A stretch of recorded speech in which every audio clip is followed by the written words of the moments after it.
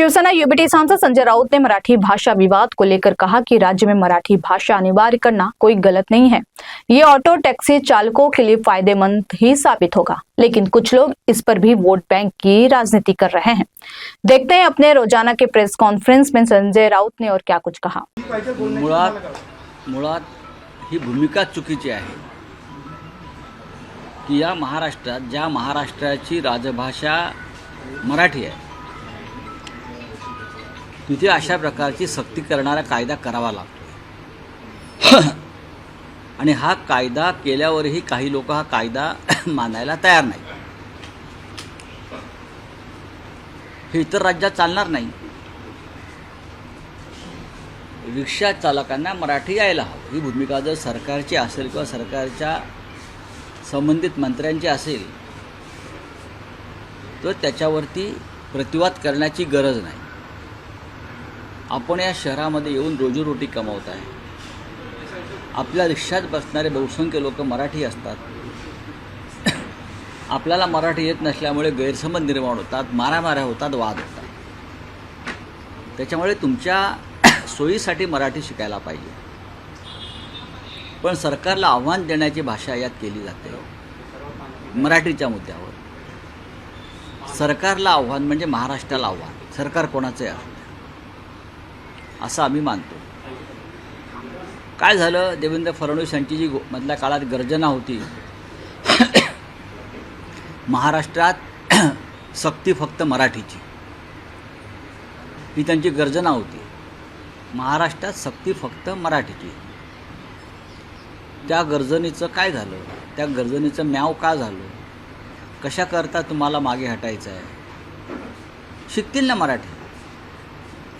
तुम्ही कायदा करा, नियम बनवा, 1 मे पासून सुरुवात करा आणि नियम बनवल्यावर त्यांना 6 महिन्याची मुदत द्या। ज्यांना येत नाही त्यांनी शिकावं। मराठी अत्यंत सोपी, सहज, रसाळ भाषा आहे। ती अवघड नाही। ती काय हिब्रू भाषा आहे का? नाही। ती आफ्रिकन भाषा आहे का? नाही। आमची रोमन लिपी वगैरे सगळं सारखंच आहे, शब्द सारखे आहेत। मग तुम्ही शिकणार नाही म्हणजे काय? खरं म्हणजे जर सरकार मागे हटत असेल मराठीच्या प्रश्नावर, तर ज्या मंत्र्यांनी हा विषय सुरू केला, करणारच मराठी शिकावंच लागेल, त्यांनी मंत्रिमंडळातून मराठीच्या मुद्द्यावर राजीनामा दिला पाहिजे।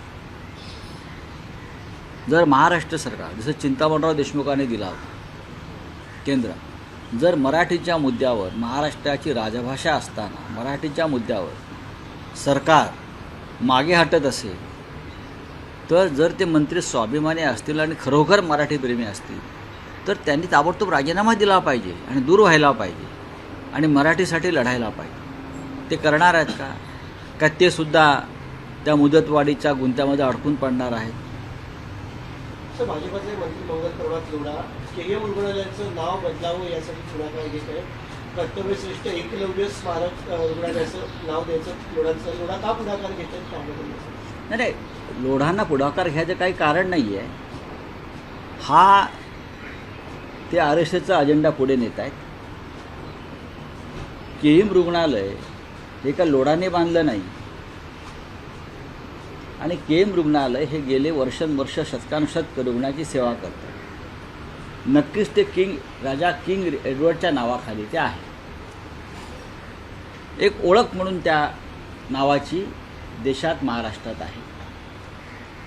आणि लोढांचं जे कारण आहे की गुलामीची प्रतीकं नको, बरोबर आहे। मग सगळ्यात आधी त्याने, मी काल म्हटल्याप्रमाणे, त्यांच्या ज्या वसाहती त्यांनी बांधलेल्या आहेत, हाऊसिंग कॉम्प्लेक्स, टॉवर्स, ती सगळी नावं इंग्रजी आहेत। त्यांच्या एका उंच टॉवरला प्रेसिडेंट ट्रम्पचं नाव आहे। सगळ्यात आधी त्यांनी प्रेसिडेंट ट्रम्पचं नाव आपल्या टॉवरवरून काढलं पाहिजे आणि त्या टॉवरला छत्रपती शिवाजी महाराजांचं नाव दिलं पाहिजे। त्यांचे इतर काही टॉवर्स आहेत, त्याची नावं अशीच काहीतरी एडवर्ड वगैरे टाईप आहे इंग्रजी। मग त्यांची नावं एकलव्य, द्रोणाचार्य, कृपाचार्य, दुर्योधन टॉवर्स, महाभारतातली जी पात्र आहेत, Draupadi towers, Shakuni towers, Shakuni towers, Vidur towers, Parshuram towers, Shriram towers, ते डोंबिवलीत ते काय पालवा आहे ना, पलावा आहे, त्याला दुर्योधन कॉम्प्लेक्स म्हणा, महाभारतातलं पात्र आहे. तुम्हाला जर दुर्योधन हिंदू होता, कुठेतरी इतर नावं घ्या, बिभीषण टॉवर करा. एवढं जर तुम्हाला संस्कृती आणि धर्माची चिंता आहे तर करा ना, गेमच का मग, स्वतःपासून सुरुवात करा, नक्कीच करा. काल शिवसेनेने त्या संदर्भात आंदोलन केलं. आपण पाहिलं असेल, शिवसेनेचे स्थानिक आमदार अजय चौधरी, इतर आमचे नगरसेवक, माजी महापौर, सगळ्यांनी तिकडे आंदोलन केलेलं आहे त्यासाठी. त्याला काही कारणं आहेत ना. ट्रम्प टॉवरचं नाव ज्या दिवशी ते बदलून छत्रपती शिवाजी महाराज करतील, किंवा त्यांच्या इतर सगळ्या टॉवरची नावं जी इंग्रजी आहेत, गुलामीची प्रतीक आहेत, ती बदलून मी सांगितली त्याप्रमाणे दुर्योधन, शकुनी बरं का वगैरे वगैरे करतील, तर तेव्हा आम्ही साधारण त्याच्यावरती विचार करू. रावसाहेब, एकनाथ शिंदेच्या पक्षाचं विलिनीकरण होईल असं म्हटलं जात असताना तर त्यांच्याच पक्षामध्ये प्रहारचं विलिनीकरण होतं. मला एक महत्त्वाचा मुद्दा, विधान परिषदेला जर उद्धव ठाकरे लढणार नसतील तर काँग्रेसची जागा लढवेल असं नाना पटोले काल म्हणाले. माझ्याकडे त्याविषयी माहिती आज नाही. सपकाळ दिल्लीला आहेत, हायकमांडवर चर्चा करतात. मला एवढंच माहिती आहे की हर्षवर्धन सपकाळ हे माननीय उद्धवजींना भेटले आणि त्यांनी उद्धवजींना विनंती केली आहे की आपण ही जागा स्वतः लढावी आणि विधिमंडळात जावं. त्याच्यामागे भूमिका अशी होती की महाविकास आघाडीचं नेतृत्व विधिमंडळात एका सक्षम महत्त्वाच्या नेतृत्वाकडे असणं गरजेचं आहे आणि त्यानुसार तुम्ही जर आलात तर आपल्या सगळ्या आमदारांना एक नेतृत्व मिळेल, ही त्यांनी भूमिका उद्धवजींकडे मांडली. राष्ट्रवादी काँग्रेसने सुद्धा मांडली. आता उद्धवजी आज निर्णय घेतली.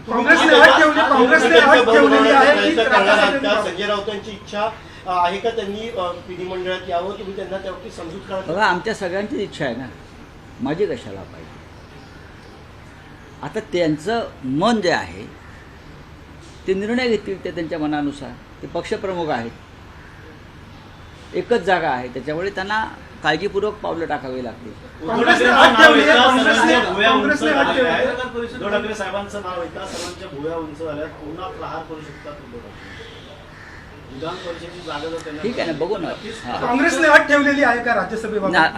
अशी कोणती अट नाही. सर हिंदी सर बोलिए सर मराठी भाषा को मतलब कंपलसरी के लिए कल भी प्रेस कॉन्फ्रेंस ली गई और अब कंफर्म नहीं किया गया. आज फिर से प्रेस कॉन्फ्रेंस ली जा रही है. संजय निरुपम एक तरफ बात करते हैं, एक तरफ कौन क्या बात करता है मुझे मालूम नहीं है. क्या इसमें वोट बैंक की राजनीति या ये वोट बैंक की राजनीति पर काम चल रहा है और कुछ नहीं. पश्चिम बंगाल में बंगाली अनिवार्य होनी चाहिए, गुजरात में गुजराती कंपलसरी होनी चाहिए, कर्नाटक में कानड़ी कंपलसरी होनी चाहिए, पंजाब में पंजाबी होनी चाहिए, तमिलनाडु में तमिल को महत्व मिलना चाहिए. अगर ये है तो महाराष्ट्र में अगर मराठी भाषा के लिए हम वही हक मांगेंगे तो आप इतने नाच क्यों रहे हो, खुदक क्यों रहे हो?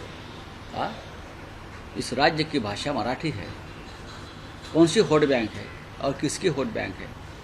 आप वोट बैंक के लिए मराठी का अपमान करोगे, ये नहीं चलेगा.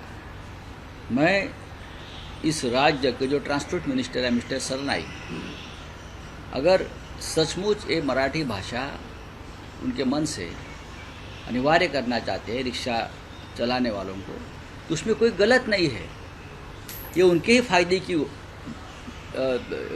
उनके फ़ायदे की ये विचार है ये.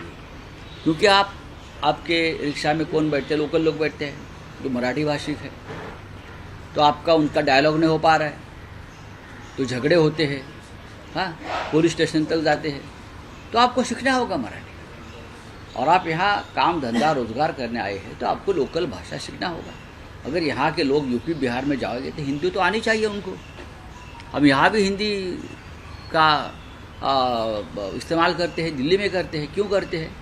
हमारी भाषा है, हिंदी भी हमारी भाषा है, तो करना चाहिए.